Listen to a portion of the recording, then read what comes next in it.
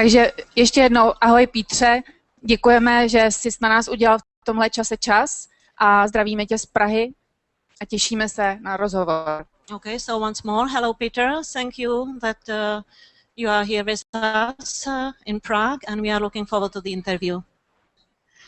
Well, thank you. It's delightful to be here, and this is the first time I've ever been in the Czech Republic, and thank you for coming to to see this. Of course, I'm only there through the magic of the internet. My talk today is called Free to Learn. That's also the title of my new book. And what I intend to do in this talk is just give you a kind of hint of what I elaborate on in the book. Tak já bych chtěl poděkovat a poděkovat vám všem, že jste přišli, že je tohle setkání umožněno internetem. Budu dnes mluvit na téma Svoboda učení. Je to také titul knihy, kterou jsem sepsal. My thesis is that children come into the world beautifully designed by natural selection to educate themselves. But to do that, they need both freedom and opportunity. Jsem přesvědčen, že děti přicházejí na tento svět s úžasným designem. Jsou určeny k tomu, aby se sami učili. Ale aby se mohli sami učit, tak potřebují příležitost a svobodu. Children's curiosity, their playfulness, their sociability, their natural desire to do what older children and adults can do, these are all aspects of children's biological nature that serve the function of education if we allow it to serve that function.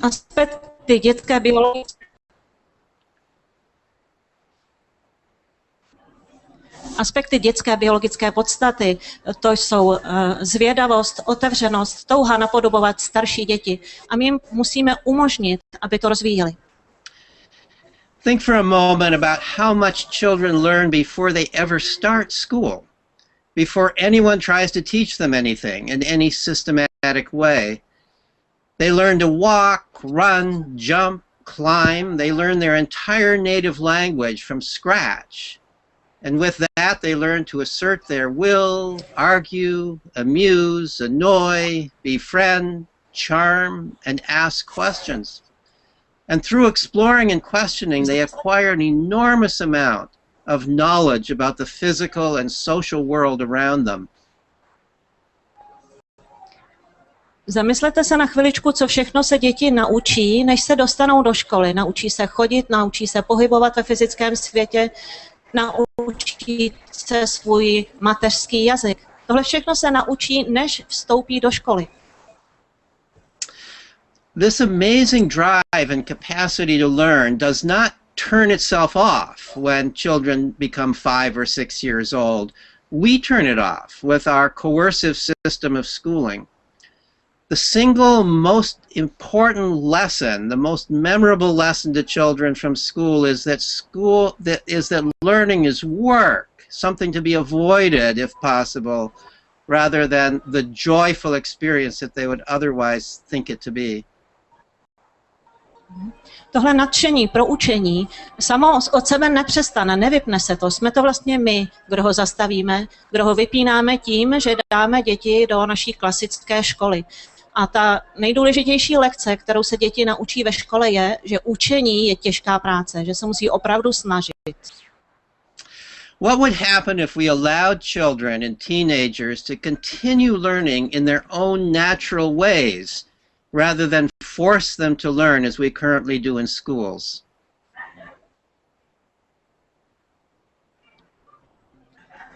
Now, before I address that, dospívající. Go ahead. Měli bychom jim dovolit, aby se přirozeně dále učili tak, jak oni chtějí, a nesnažit se je rozškatulkovat a nacpat je do toho našeho systému učení, který je omezuje. I'm sorry, Peter, but sometimes the connection cuts off, so I don't know when you stopped and when you didn't. That's fine. Okay. Okay, please continue. Before I address that question, as it applies to modern times, I want to say a few words about how children in hunter-gatherer cultures become educated. From a genetic point of view, we're all hunter-gatherers. During the great bulk of our evolutionary history, we all lived a hunter-gatherer style of life. Some people in some isolated parts of the world have managed to retain that style of life into modern times. And I've looked into how children in those cultures educate themselves. Tak, než zodpovím tu otázku, kterou jsem předtím vznesl, tak bych se rád zmínil několika větami o tom, jak se děti učí ve společnostech sběračů a lovců. My všichni jsme se v těchto společnostech vlastně vyvíjeli, všichni jsme to kdysi dávno zažili. A i dnes jsou v některých odlehlých částech světa skupiny lidí, kteří žijí tímto způsobem. A já jsem se tam byl podívat a studoval jsem, jakým způsobem se jejich děti učí. To do that, I conducted a survey of 10 different anthropologists who among them had lived in 7 different hunter-gatherer cultures and observed the people all in all in 3 different continents. And so these cultures came from different parts of the world, but in many ways, these cultures are all similar. And they're similar in their way of treating children and in their expectations about how children learn what they need to know to grow into effective adults within the culture. Studoval jsem studie 10 různých antropologů, kteří sami studovali skupiny lidí žijící v 7 různých komunitách na 3 různých kontinentech. To znamená, že to byly opravdu různé skupiny z celého světa. A dospěli k závěru, že jsou tam některé velice podobné tendence, velice podobný způsob, jakým se ty děti učí.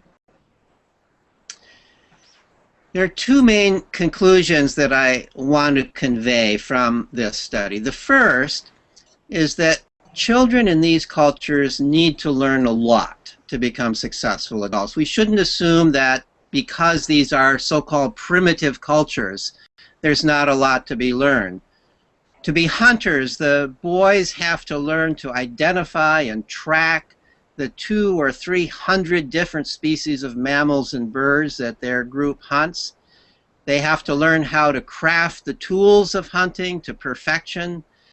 They have to, of course, know how to use those tools with great skill. All of this takes an enormous amount of study and practice, if you will.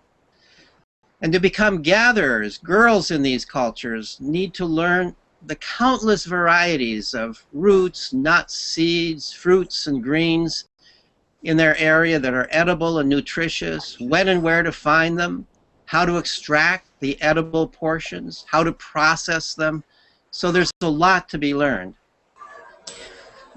3 závěry, ke kterým jsme dospěli z těchto studií. První z nich je ten, že bychom se mýlili, kdybychom se domnívali, že ve skupinách sběračů a lovců se děti toho nemusí příliš mnoho učit. Z našeho pohledu to tak může vypadat.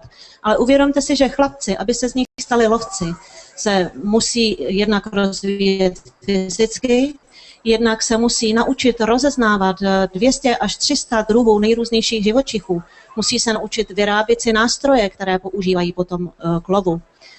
Stejně tak dívky k tomu, aby mohly sbírat věci, které k životu potřebují, se musí naučit rozlišovat stovky a stovky nejrůznějších druhů rostlin, musí se učit, kde rostou, jak rostou, které jejich části jsou použitelné a k čemu jsou dobré. Takže je toho opravdu hodně, co se tyto děti musí naučit. In addition, all hunter-gatherer children had to learn such skills as these: building huts, making fires, cooking, fending off predators, predicting weather changes, navigating their hunting and gathering grounds, treating wounds and diseases, assisting births, caring for infants, maintaining harmony in the group, negotiating with neighboring groups, telling stories, making music, and engaging in the various dances and rituals of their culture. These are all very rich cultures, musically and in many other ways. Tohle není všechno. Všechny ty děti se navíc musí učit ještě spoustu dalších věcí, protože kultury, v kterých žijí, jsou velice bohaté kulturně i různými jinými způsoby. Takže ty děti se musí učit, jak spolu navzájem vycházet, jak vycházet s celou skupinou, jak se domlouvat na různých věcech s jinými skupinami, jak pomáhat, jak například jak stavět domy, jak si to zařizovat uvnitř, jak se starat o celkové živobytí, jak pomáhat při porodech, co se děje při smrti a spoustu dalších a dalších věcí. So I've made the point that children in hunter-gatherer cultures have to learn a lot. Now the second point I want to make is that they learn all this through their own self-directed play and exploration. If you ask hunter-gatherer adults how children learn what they need to know to become adults, become a successful adults, they will tell you that the children learn by observing what's going on around them and by playing and exploring and incorporating what they observe into their play and exploration.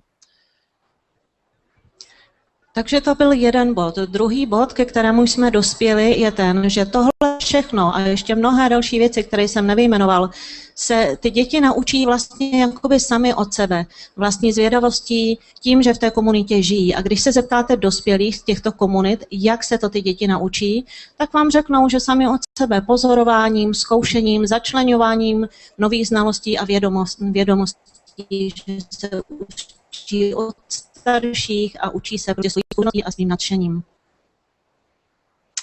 One of the questions in our survey of the anthropologists was this: how much time did the children in the culture that you observed have for play and exploring on their own?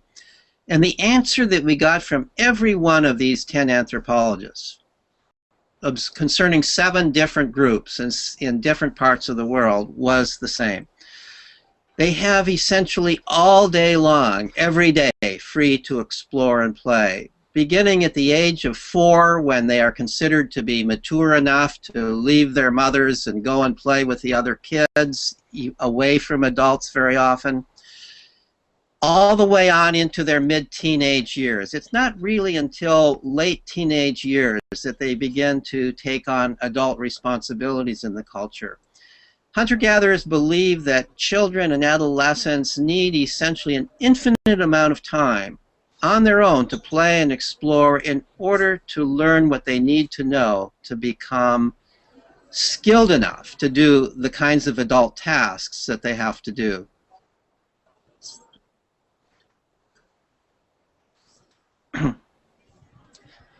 Zásadní otázka, kterou všichni tyto antropologové zkoumali, těch 10 antropologů v 7 různých komunitách na 3 různých kontinentech, se týkala toho, kolik mají děti v těchto komunitách sběračů a lovců volného času na to, aby si hráli, aby si jen tak prostě, aby si užívali volný čas. A odpovědí bylo, že děti přibližně od 4 let, když jsou považovány za dostatečně vyspělé na to, aby se mohly vzdálit od matky, až do časné dospělosti, do toho teen věku, do těch, dejme tomu, 19 let, velice často tráví čas odděleně od dospělých a mají vlastně veškerý čas pro sebe, pro své zkoumání a pro své hry a pro své vlastní učení. Vlastně mají pořád volný čas. When we asked the anthropologists about the forms of the children's play, what kind of activities did they engage in while they were playing and exploring, the answers were essentially the entire list of activities that are important to the culture. So boys in cultures where the men played endlessly at tracking animals and hunting, and identifying animals, mimicking animals, and so on, all the kinds of skills that would lead them to be good hunters. Girls and also boys played also at digging up roots and all kinds of gathering activities. They played at cooking. They played at that entire list of activities that I said that they need to develop. These are the things that they naturally played at, not because anybody was telling them that this is what they must practice, but simply because it's in their nature, it's in the nature of the child to look around, see what's important in the culture, to be interested in that, and then to want to play at that kind of activity. Když jsme se ptali těch antropologů, jakým způsobem si děti v těchto komunitách hrají, tak odpovědí nám bylo, že si hrají na dospělé. Chlapci, kteří vyrůstají v komunitě lovců, vlastně se sami připravují na ten lov, to znamená hrají si na zvířata, napodobují je, hrají si na to, že je loví, hrají si na to, že je stopují, že je hledají, že na ně někde číhají a vyčkávají. Děvčata i chlapci také si hrají na to, že třeba hledají a vykopávají nějaké kořínky, hrají si na to, že se navzájem ošetřují, že vaří. Všechny ty aktivity, které vykonávají dospělí, tak ty děti je napodobují a vlastně si hrají, jako že jsou dospělí. A nemusí je k tomu nikdo nutit. Je to pro ně naprosto přirozené. Nikdo jim nemusí říkat, hrajte si na tohle a tohle se učte. Now I want to ask the question, can this mode of education, the hunter-gatherer approach to education, work in a modern culture, in our time? Or does it only work in a hunter-gatherer culture? To address this question, I have conducted research at a remarkable alternative school, a democratically organized school in Massachusetts, where I live, called the Sudbury Valley School. And I want to tell you a little bit about that school and what I have observed there. Otázka samozřejmě zní, jestli tento způsob výchovy a vzdělávání může fungovat také v naší moderní společnosti, nebo jestli je specifický právě pro tyto skupiny lovců a sběračů. Tato otázka mě zajímala a tak jsem ji začal zkoumat. Začal jsem ji zkoumat v Massachusetts, tam, kde žiji, protože tam je jedna velice pozoruhodná škola, která se jmenuje Sudbury Valley School a je zařízena velice moderně a demokraticky. A o té vám chci teďka něco povědět. The school was founded in 1968, so it's now in its 45th year of operation. So this is not an experiment. This is a school that's been going on for a long time and has proven highly successful. It enrolls children from age 4 on through high school age. Interestingly, the people who founded the school believe that 4 years old is sort of the age at which children can take responsibility for themselves, just as hunter-gatherers believe generally that 4 years old is when children are able to leave the side of their adult caretakers and go on and out and play with other children. The school has about 150 students, as I said, age 4 on through about age 18, and 10 staff members. This is not expensive education. The school operates on a per-student budget that is less than half that of the local public schools. The school is non-selective. Anybody who wishes to attend and whose parents who agree to the attendance can enroll in this school. Škola byla založena v roce 1968, to znamená, dnes je to nějakých 45 let, takže to není žádná novinka. Je to škola, která už dokázala, že může takovýmto způsobem fungovat a že funguje úspěšně.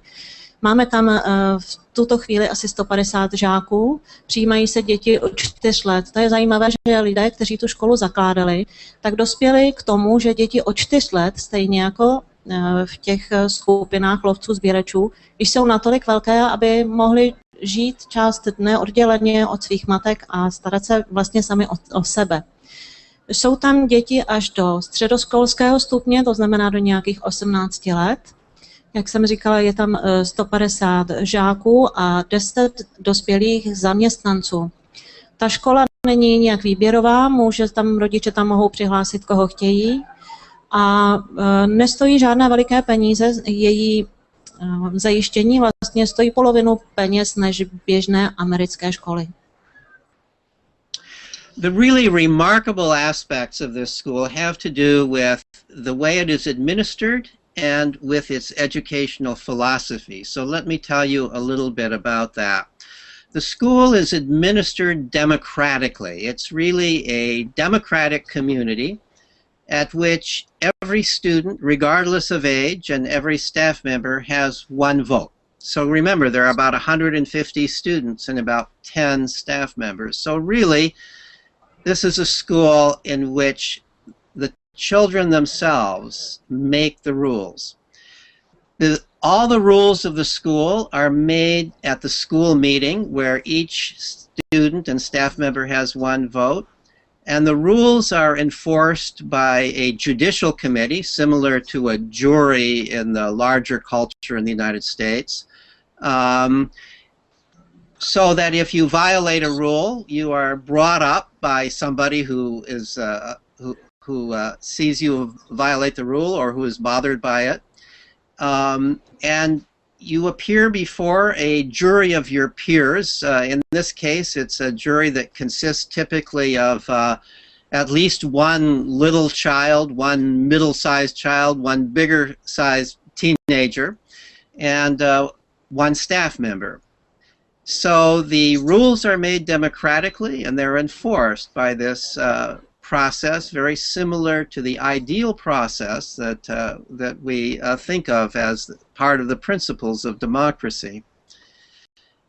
The rules that are developed have nothing to do with education. They are simply rules of behavior so that people can't disturb one another, can't interfere with one another's rights, can't do anything that damage the school. I'll stop at this point. Thank you. Škola je řízena velice demokraticky, je to velice zajímavý způsob. Ve škole platí určitá pravidla, ale jak jsem řekla, je to demokratické, to znamená, když se něco projednává, každý člověk v té škole, ať už jsou to zaměstnanci nebo žáci či studenti, má jeden hlas, to znamená už od těch 4 let. Stanovila se tam určitá pravidla, která se musí dodržovat. Ta pravidla se netýkají vzdělávání, ale týkají se společného soužití, aby měl každý svá určitá práva, aby nikdo nikoho neobtěžoval, nechoval se k němu ošklivě a tak dále. A pokud vás někdo přistihne, že tato pravidla porušujete, tak musíte předstoupit před porotu, před komisi, tak jako je to zvykem běžně v Americe. A ta komise se skládá zase z běžného osazenstva školy. To znamená, většinou je tam nějaké malé dítě, nějaké větší dítě, někdy nějaký dospělý. A ta komise potom určuje, jaký vás postihne za to chování trest. The educational philosophy of this school is essentially the same as that of a hunter-gatherer band. The school didn't set off to try to imitate a hunter-gatherer band in any way. It really set off trying to be a setting consistent with the principles of democracy, where children could have the freedom and human rights that citizens in a democracy are supposed to have. The belief was that children learn on their own, and that there's no need to require them to learn particular things, no need to set up a curriculum, all of that is unnecessary. So basically, the children at this school are allowed to play and explore on their own in whatever way they wish, as long as they don't break any of the democratically made rules. If you were to go to the school at any given time of day and knew only that it was a school, you would probably assume it was recess. You would see people playing all kinds of games. You would see people reading, but they would seem to be reading for pleasure, not in a way that would make it look like school work. You would see people cooking in the kitchen. You would see lots of people on computers doing various things. You would see sometimes older children reading to younger children just because they like to do so. You would see kids outdoors climbing trees. You would see kids down at the pond, some of them fishing. You would see all sorts of different activities going on at the school. Ta filozofie vzdělávání v této škole je velice podobná filozofii vzdělávání v těch sběračsko-loveckých komunitách. I když samozřejmě lidé tady se nesnaží imitovat život v těchto komunitách, ale snaží se navodit demokratický způsob života. Když přijdete, to znamená, není tam stanovené žádné kurikulum, žádné osnovy, nic, co si ty děti musí naučit, nikdo jim neříká, teď musíte jít a učit se tohle a tohle. Děti mají prostor a svobodu, mají vytvořené prostředí, aby se mohli sami učit. Takže když tam třeba přijdete kterýkoliv den, tak najdete spoustu dětí, jak hrají na hudební nástroje, některé třeba vaří, některé jsou u rybníka a třeba chytají ryby, hrají si různé hry. Mají tam také počítačové pracovny, takže mohou si dělat něco na počítači nebo si čtou, ale když vidíte děti, jak si čtou, vidíte, že to dělají s radostí, ne proto, že to je práce, kterou jim někdo určil. Často taky vidíte starší děti, jak předčítají malým dětem a zase je to proto, že jim to prostě přináší radost, ne, že jim to někdo řekl. Takže ty děti si tam vlastně celý den hrají.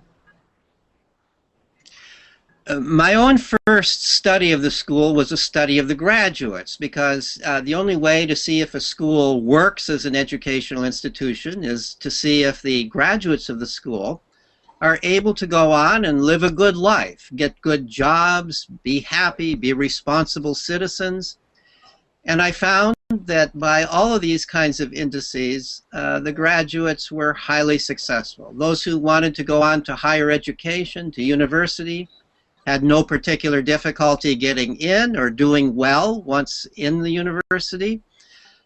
Even if they had never taken a course before, even if they had never read a textbook before, they seemed to have learned what they needed to know. They seemed to be able to learn at that situation and did very well. Others decided that they didn't need higher education. They were going on into careers that didn't require it, some cases starting their own businesses, in other cases going on in the arts or the skilled crafts.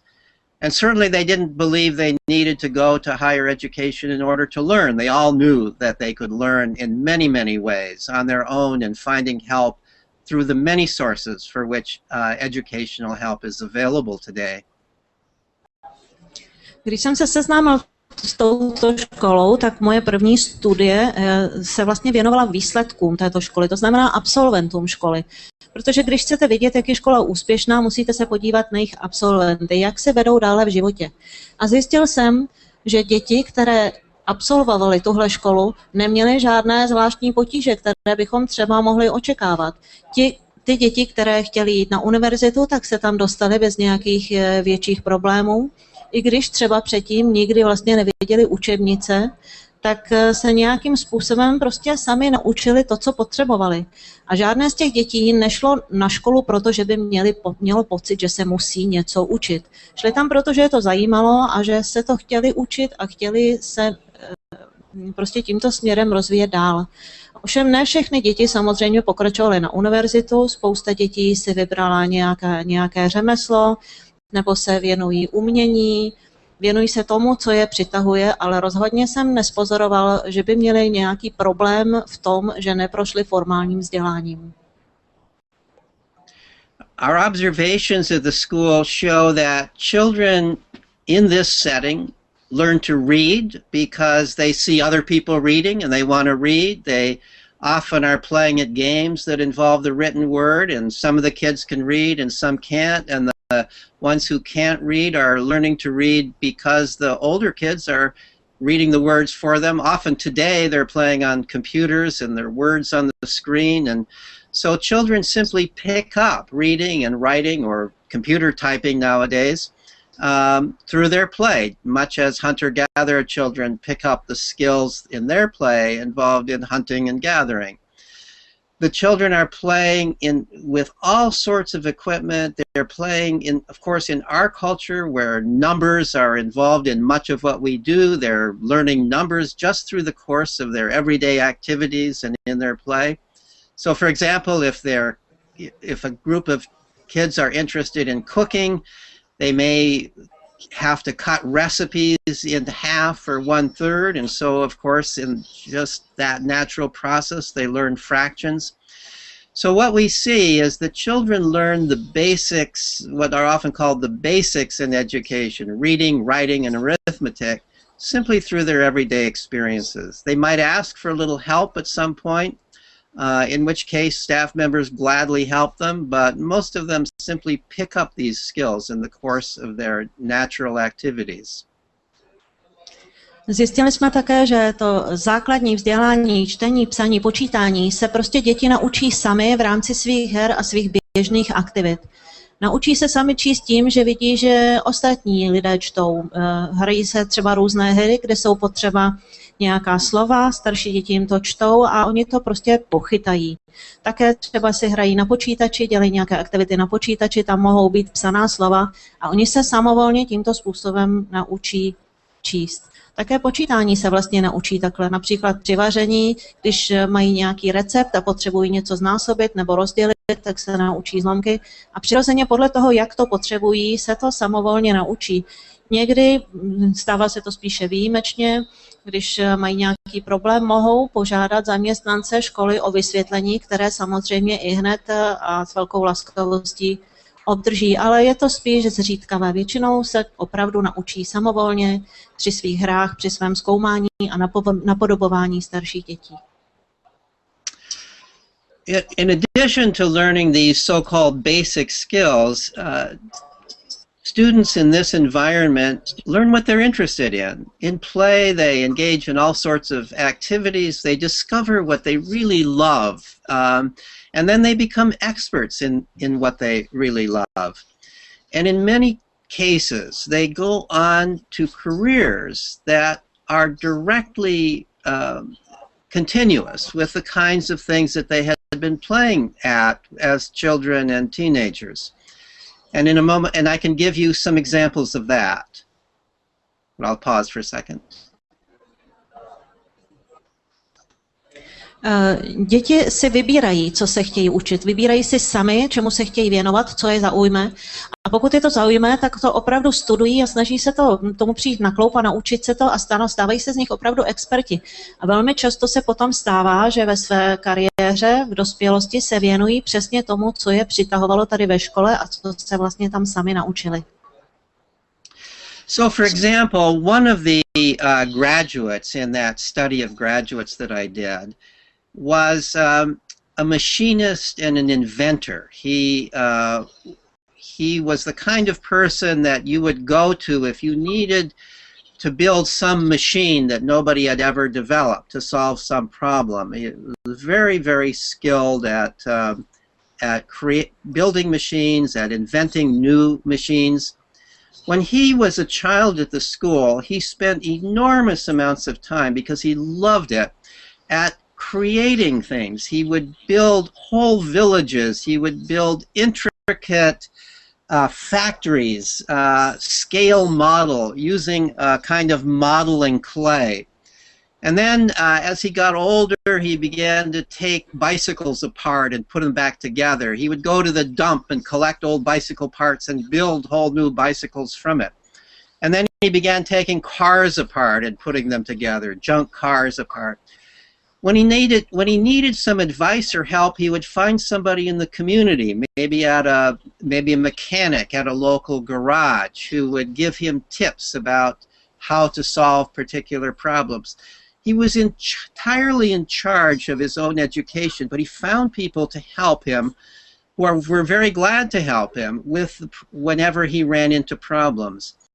And then when he graduated, he went on to do this very same kind of thing now professionally, and with the same sort of joy as an adult that he had engaged in these activities with as a student at the school. Jako příklad bych vám rád uvedl jednoho studenta, kterého jsem právě studoval ve své studii. Absolvoval tuto školu a stal se z něj mechanik, nástrojař, člověk, který vymýšlí různé nástroje a stroje velice specifické. Když byste potřebovali nějaký přístroj nebo nástroj, který dělá nějakou konkrétní, velice specifickou věc, tak byste šli za ním a on by vám ho vytvořil. A jako dítě vlastně začínal tím, že byl velice tvořivý, hrál si s různými stavebnicemi, s různými malými přístroji, vytvářel si modely, vytvářel modely různých městeček a dokonce velice složité a komplikované modely továrniček. Později, když byl starší, začal rozebírat kola, dokonce chodil třeba na skládky, kde našel nějaká stará kola, která začala rozebírat, později přešel k autům a když měl nějaký problém, jak nevěděl, kudy kam nebo jak na to, tak si našel někoho v komunitě, třeba si našel někoho v servisu ve vedlejší vesnici, kdo mu s tím problémem poradil. Ale byl naprosto si své vzdělání řídil sám, byl si za něj zcela zodpovědný. Nikdo mu neříkal, běž tam a tam toho člověka se zeptej a udělej tohle nebo tohle. On přesně sám věděl, co chce a hledal cesty, jak toho dosáhnout. Potom, když tedy odešel, absolvoval tuto školu, tak pokračoval stejným způsobem ve svém vzdělání na dalších školách a dělá tuhletu práci s obrovským nadšením a se stejným zaujetím, jaké projevoval jako dítě už ve škole. I'll more briefly give you just a few other examples. So one of the graduates is a woman who is captain of a cruise ship. She, as a child at the school, loved to play on the pond with little boats, and then she took advantage of the school's off-campus policy to become an apprentice on a ship off of Cape Cod. Another woman became a fashion designer. She loved to play with dolls as a child and loved to make doll clothes, and then she graduated from that to making clothes by the time she was a teenager, she was making her own clothes and making clothes for friends, and she went right on from that to be employed in the fashion industry. She became an expert on fabrics and how to make patterns and so on. Still another graduate became a mathematician. He's now a professor of mathematics. He loved science fiction, and he learned that he came to the conclusion that science fiction is the good science fiction involves establishing some axiom, some specific statement about the way the world operates, and then to develop everything, a story that's completely consistent with that. And he discovered that that's basically what mathematics is. You establish some axiom and then you think out logically what all the logical correlates of that axiom are. So these are just some examples of the careers that graduates have gone on to. I might add that there are also many artists, musicians, computer programmers among the graduates, all of whom developed their love for these activities and their skills while they were students at the school through their own play. Chtěl bych vám uvést ještě několik dalších příkladů. Tak například žena, která se stala kapitánkou lodi, když byla malá, tak se velice ráda hrála u rybníka, který je u školy. Hodně si hrála s vodou, s lodičkami, později využila příležitosti stáží, které škola poskytovala mimo svůj kampus a pracovala na jakési lodi a později tedy se stala kapitánkou. Další dívka ze školy, která si ráda hrála s panenkami, oblíkala je, začala na ně šít, tak se stala módní hářkou. Ve nejrůznějších látkách, je velice zručná v šití a navrhuje své vlastní modely. Nebo jiný příklad je chlapec, který měl rád science fiction, příběhy science fiction. A přišel na to, že aby ty příběhy dávaly smysl a byly konzistentní, tak musí mít nějaký základní axiom, od kterého se potom všechno odvíjí a ke kterému se všechno vztahuje. A přišel na to, že to je vlastně matematika. A začal se věnovat matematice a dnes učí matematiku na vysoké škole. Je tam spousta dalších studentů, například umělci, svůj vlastní směr a že se to opravdu odráželo už v tom, s čím a jakým způsobem si hráli, když byly malé děti. Now, to conclude the formal part of the talk, what I want to do is summarize the ways in which the Sudbury Valley School seems to be like a hunter-gatherer band in terms of the educational opportunities that children are provided with. There are 6 characteristics that I want to describe. I'll list 3 of them and then let you translate, and then I'll list 3 more. The first is the social expectation and reality that education is children's responsibility. children rise to the occasion when they know truly that they are responsible for their own education. They assume that responsibility. They think about growing up. They think about what they need to learn. And you don't need to force them to do that. The second characteristic, similar between a hunter-gatherer band and Sudbury Valley School, is unlimited freedom to play, explore, and pursue their own interests. Children need lots of time to do this, to try various things, to discover what they enjoy doing, to dabble in different activities, and through those activities acquire a lot of knowledge that turns out to be useful throughout their life. And three, they need opportunity to play with the tools of the culture. So in a hunter-gatherer band, children need opportunity to play with real bows and arrows or blowpipes and darts or snares, whatever the tools are that their culture uses for hunting. Opportunity to play with fire and with knives and with the instruments they use for building huts or making dugout canoes. They need the opportunity really to play with these, which is how they learn how to use these things.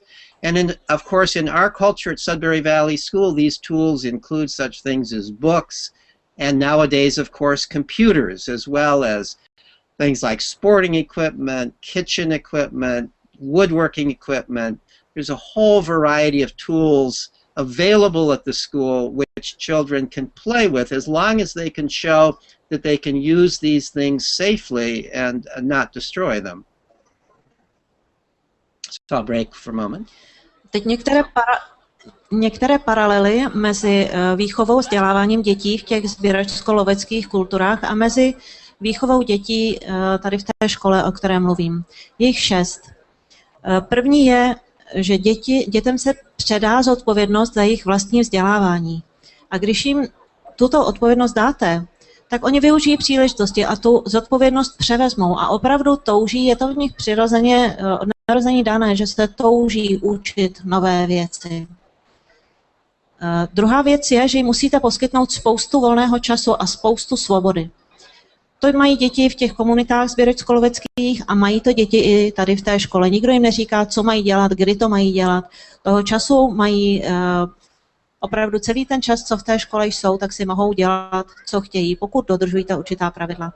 A třetí věc je ta, že musí mít příležitost zabývat se nářadím, přístroji, stroji, které ta komunita používá. To znamená, v těch lovecko-sběračských komunitách musí mít možnost setkávat se se zvířaty, hrát si s ohněm, s noži, s různými nástroji, dostat se k rostlinám a podobně. V naší společnosti moderní jsou tyto nástroje například knihy, které mají děti volně k dispozici. Jsou to různá sportovní zařízení, kuchyňské náčiní a tak dále. A samozřejmě v dnešní době počítače, kdy ty děti ovšem musí dokázat, že jsou schopné zabývat se s tím bezpečně, že si u toho nebudou ubližovat. Ale pokud mají všechny tyto věci k dispozici, tak se ty děti rozvíjejí dále sami velice dychtivě. The fourth condition that applies both in hunter-gatherer bands at the Sudbury Valley School is that the children have access to a variety of caring adults who are helpers, not judges, and that not judges is an important part of it. Hunter-gatherer adults don't judge their children. They just simply assume their children. They don't measure their progress. They don't, they simply assume that their children will grow up just fine. And so when children come to them for help or advice, it's all in the spirit simply of helping and advising, responding to the child's need. The staff members at the Sudbury Valley School are not like teachers who are measuring the child's progress. They are more like kindly uncles and aunts who want to help the child in whatever way the child wants to be helped. And that's the same for adults in a hunter-gatherer band. Well, I'll let you go ahead and respond to that. Čtvrtý tento princip spočívá v tom, že ty děti musí mít k dispozici dospělé, kteří jim jsou schopni a ochotní pomoct. Ve skupinách lovců a sběračů Jsou ty děti ponechány sami sobě, ale ve chvíli, kdy přijdou k nějakému dospělému, tak ten dospělý jim k dispozici, pomůže jim a není tam proto, aby je nějakým způsobem měřil, hodnotil, posuzoval nebo kritizoval. Ti lidé předpokládají, že ty děti prostě vyrostou tak, jak mají a budou naprosto v pořádku. Takže k nim přistupují otevřeně a s láskou, s tím, že ty děti opravdu dělají a chtějí to nejlepší.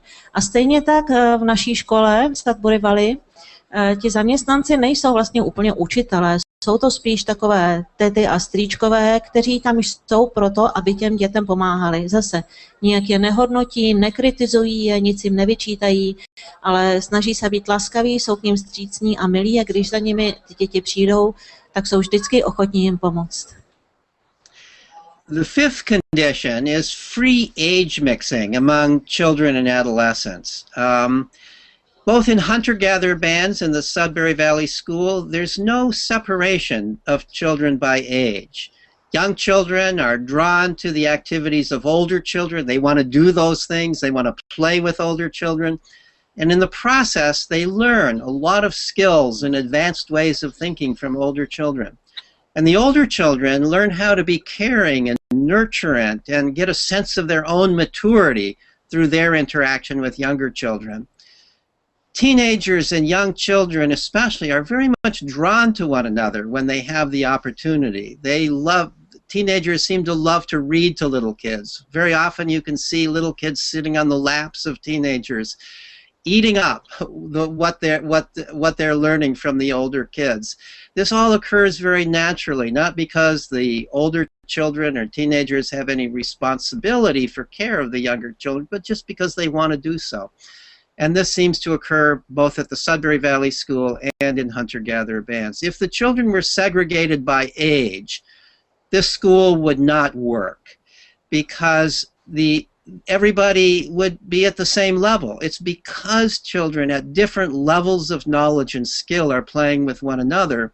That's why younger children are learning more advanced skills and knowledge in this setting. Pátým aspektem, pátou podmínkou je to, že děti ve škole jsou smíšeného věku, to znamená, je tam celá ta skupina od těch 4 až do 18-19 let, stejně jako ve skupinách těch sběračů a lovců.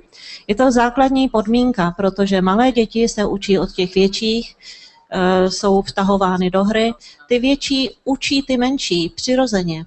Oni jsou, když je potom sledujete, tak vidíte, že jsou k sobě opravdu přitahováni a že to dělají ne proto, že mají za ty malé děti nějakou zodpovědnost, ale protože je to baví, protože si to užívají a protože jim to také dodává určitý pocit smyslu, určitý pocit dospělosti, určitý pocit, že oni jsou v něčem dobří.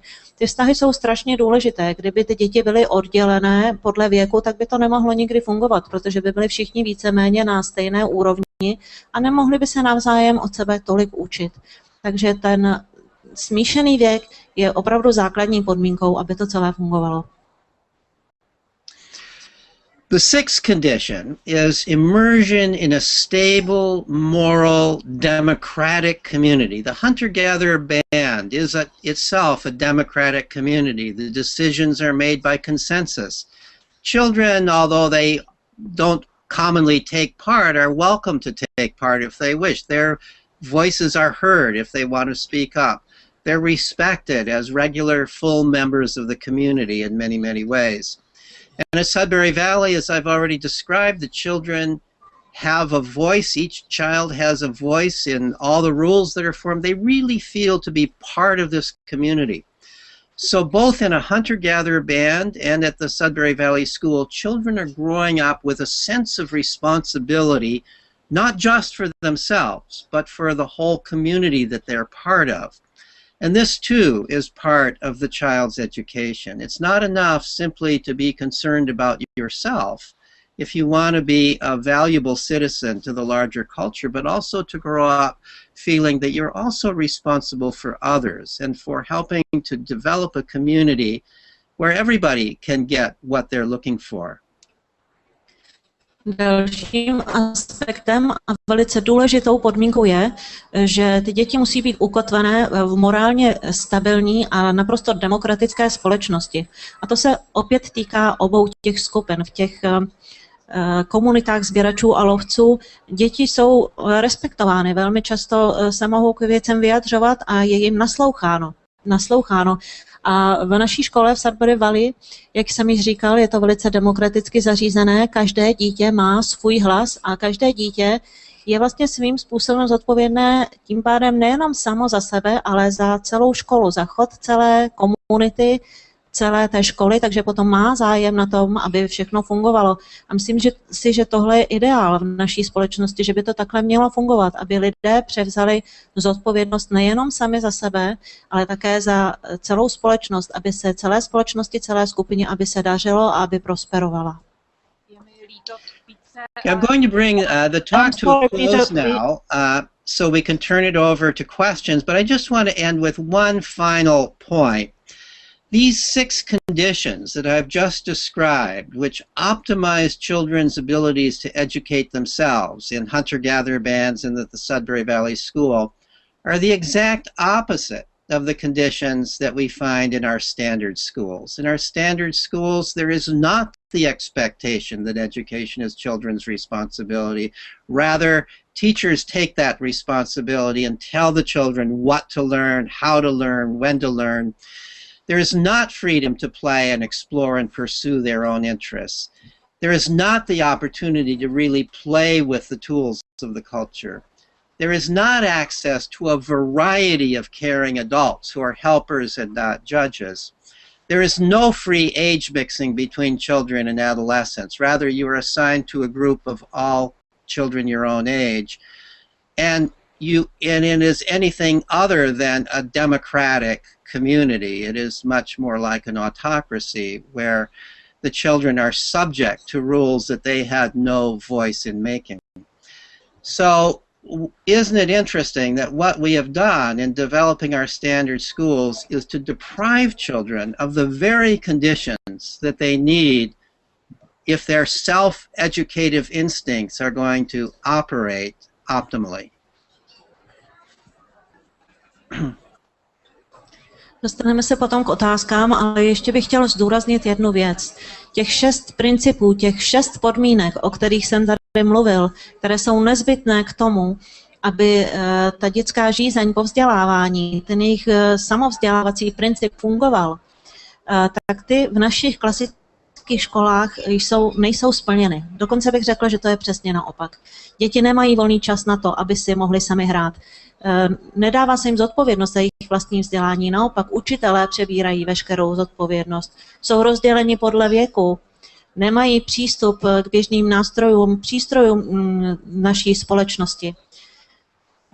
Veškeré ty další podmínky, když se na to podíváte, tak je to úplně opačně. Není tam ta demokracie, je to naopak autokracie, kdy jim učitel přesně říká, musíte se naučit tohle a tohle a tohle a naučíte se to tímhle způsobem a do té a té doby. Takže ty školy fungují úplně obráceně a potlačují v našich dětech tu jejich žízeň po vzdělání a ten jejich vnitřní princip, kdy se učí sami. Z organizačního prostoru jsem se dozvěděla, že v podstatě náš čas téměř se blíží ke konci, takže jestli můžeme dát teď prostor pro ty otázky. Our time is almost at the end, so if we can now give the space for questions, would it be okay with you? Sure. A já bych to zrychlila, já navrhuju, že se prostě přihlásíte, protože máme prostor tak na 3-4 otázky a rovnou to řeknete, abychom to nezdržovali s těma papírkama. Já bych se chtěla zeptat, jak se podařilo tu školu založit, jak vlastně ten první ročník, kdy tam přišly starší děti z těch klasických škol i ty nové a jak to máme udělat v Česku. I just wanted to ask, how did the parents manage to found the school? How was the first year? How was it? The people, children of different age came there. How did they do it? And how should we proceed in this in Czech Republic if you want to fund school like that? Yes, good question. I mean, first, of course, in many parts of the world, there are legal hurdles to overcome to found such a school. There are schools in various parts of Europe, including in Germany and in the Netherlands, that have had to mount and are still involved in mounting legal hurdles where the state defines school in a particular way and makes it very difficult to start a school such as this. You have to prove in one way or another that that you aren't violating the rules about what a school has to be. The other advice about starting such a school, the very first year that Sudbury Valley School started was something of a disaster. The school announced itself, and many students enrolled, and many of them were very rebellious teenagers, and they were coming into the school before the school had established its own culture. And so you had all of these rebellious kids there, more or less hell-bent on proving that the school couldn't work. So what the school did was they simply closed the school, gave the parents back the tuition funds, and the next year they restarted on a much smaller scale with mostly young kids. And then over the years, as those children became older, now rebellious teenagers can come into the school, but they're coming into an established culture where the other kids are telling them that here in this school you can't do these things that they think they can do in this school. So it's very important that the school somehow, I think, start small, often start with relatively young children, and develop a culture before it suddenly opens its doors to a large number of kids who have been turned off by public school and are feeling very rebellious or cynical. První věc, kterou se musíte vypořádat, jsou právní záležitosti, protože právní řád mnoha států vám bude dělat potíže. Jsou určité školy tohoto typu, například v Holandsku a v Německu, ale pořád zápasí právě s tím právním řádem, protože školám v Evropě nebo států v Evropě musíte neustále dokazovat, že ta škola má jakési opodstatnění a že splňuje jejich nějaké požadavky. Takže to musíte si zjistit v České republice, jak to funguje sami. Druhá věc, když začala tahleta škola v Sudbury Valley, tak první rok byla naprostá katastrofa, protože se ustanovila škola, otevřely se brány školy a přišlo spousta dětí a mezi těmi dětmi bylo spousta rebelujících teenagerů. Bylo to spousta dětí, kteří prostě neprospívali v normálních školách, ale byli na ten jejich systém zvyklí a tahle škola ještě nebyla ustanovena, takže to nemohlo fungovat. Takže ten první rok to byla opravdu katastrofa, byla vrátit školné a vlastně vrátili ty děti a příští rok to zkusili znovu v daleko menším měřítku a převážně s malými dětmi. A ty malé děti si postupně vychovávaly a jak se ta škola, celý ten systém, jak se usazoval, tak později přibrali třeba i právě ty dospívající, ty teenagery, často právě děti, které měly v normálních školách problém, ale protože ten systém už tam fungoval, tak oni byli schopni se začlenit, protože ty ostatní děti jim třeba řekly, že tohle se tady nedělá, tohle se tady nesmí, takhle se tady nechováme, tohle tady neděláme a navedli je na ten systém. Ale museli si ty větší děti, které na to nebyly zvyklé, přibírat postupně, protože jak se to udělalo na začátku, vtrhla tam tahle horda, tak vlastně ten systém se rozboural a nemohlo to fungovat. Takže doporučuji začínat v malém, pomalu a postupně a ty děti si vychovávat a zvykat je na ten systém. Další dotaz, kdo máte, prosím? Já můžu donést mikrofon, chcete se ještě zeptat někdo? Dobrý den. Já bych se rád zeptal, jak je to s volností dětí při hraní videoher, protože oni v Sudbury Valley tam mají místnost s videohrami a můžou tam volně hrát a třeba některé videohry si myslím, že by děti určitého věku hrát ještě neměly a pokud tu možnost tam mají a hráli by, jestli to prostě nemůže nějak ovlivnit negativně, nebo jestli to funguje normálně, protože oni cítí, že si zrovna tuhle hru chtějí zrovna teďka zahrát. I would like to ask, how is it with the children, because I've noticed they've got free access to computers, how is it with the children playing video games? Because I believe that some of the video games are not suitable for children of certain age, but are they free to play whatever they please, or are there any restrictions? How does it work? Yes, they really are free to play as they please. There are some, community standards. So, for example, nobody would be looking at pornography on the computer. That would run counter to a rule at the school. But in terms of video games, they play the whole range of them. The kids, you know, one of the things that I have written about and done some study about is to examine the question of whether extensive video game play is particularly harmful in any way. There's no evidence at all that children become violent in the real world because of the play violence that occurs in some of the video games. Mostly the kids are playing these very complex games. Minecraft is one that's very popular now that involve extraordinarily sophisticated activity, and they're games in which they're interacting with other players. They're going into greater and greater complexity in these games. There's no question about they're learning a tremendous amount. But in this environment where there's so many things to do, they play lots of video games, but they do lots of other things too. There's lots of opportunity to play outdoors, and they do that. There are books to read, and the kids get involved in reading the Harry Potter books or whatever books are fads now. So by no means are they exclusively playing video games, but that's by choice. There's a television in the school, and if they wanted, they could watch television all day long, but in fact the television is rarely turned on. That's just not very interesting to the kids. Computer games, on the other hand, are interesting. They challenge their students' minds, and there's no question to me but what the children are learning a lot from them. I also observe that children are learning to read and write, or more precisely type, at a younger age than they used to, because they're involved on computers where the written word is a mode of communication. So they're picking up reading and typing very much as they pick up oral language.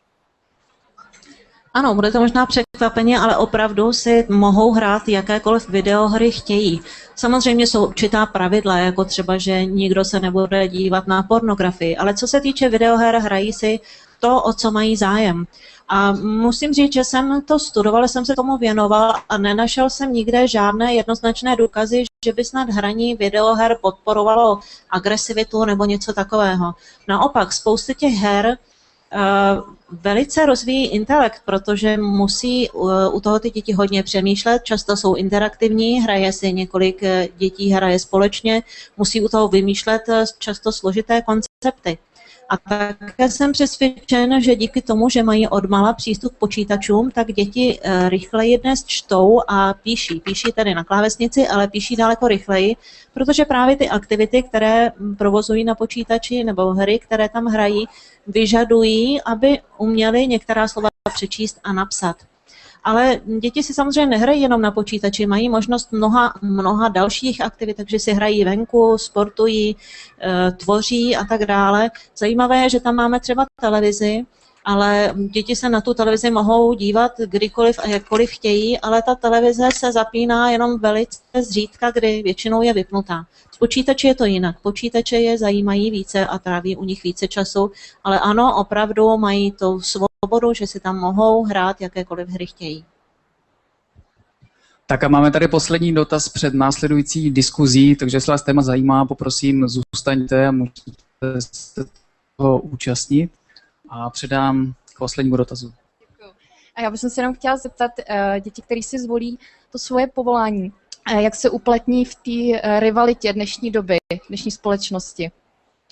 I wanted to ask about the children who choose their profession. How do they do within the reality of today's society? Are they successful in their jobs? I think they do very well within the reality of today's society. Increasingly, we have become a world in which we need people who are creative, who can take initiative, who can learn on the job. You know, the old routine assembly line jobs have been taken over by machines. Those kinds of jobs that are kind of mindless jobs are no longer in abundance. And so the kinds of skills that students develop at Sudbury Valley School, initiative, confidence about being able to learn, ability to talk articulately to people, because they've been arguing their case at the school meeting and at the judicial committee all these years as students. The sense of responsibility, of personal responsibility. These are the kinds of skills that employers are looking for these days. And these are precisely the kinds of skills that, that children develop when they develop in this kind of way, where they have to take responsibility for their own learning all along. Daří se jim velice dobře, protože se u nás ve škole naučí přesně ty dovednosti, které potom v té kompetitivní společnosti potřebují. Dneska už je málo takových prací, které se musí dělat jenom rutině a bez přemýšlení. Hodně často zaměstnavatelé vyžadují lidi, kteří jsou iniciativní, kteří jsou aktivní, kreativní, kteří jsou schopní řešit problémy, kteří sami aktivně řeší problémy, kteří jsou schopni diskutovat, protože naše děti vlastně neustále o všem diskutují, snaží se navzájem si objasňovat svá stanoviska. A to jsou všechno věci, které jsou v dnešní společnosti právě velice důležité. Takže ano, myslím, že se jim v naší kompetitivní společnosti daří velice dobře. Takže Pítře, já bych moc ráda poděkovala za tvůj čas a za tvé zkušenosti, o které jsi se s námi podělil. A musím tenhle pořad už ukončit, takže posíláme pozdravy do Ameriky. So Peter, thank you very much for your time and for your experiences you shared with us. It was very nice, and we are sending best regards to America from Prague. A se zeptat, když by tady byli nějací rodiče, kteří se do těchto aktivit chtějí podobně pustit, jestli je možné se na tebe osobně obrátit. And I also wanted to ask if there would be some parents who would like to initiate or found a school like that here in Czech Republic. Can they address you personally? Certainly they can. Jistě, samozřejmě mohou. Tak děkujeme. So thank you very much. Thank you very much. It was my pleasure.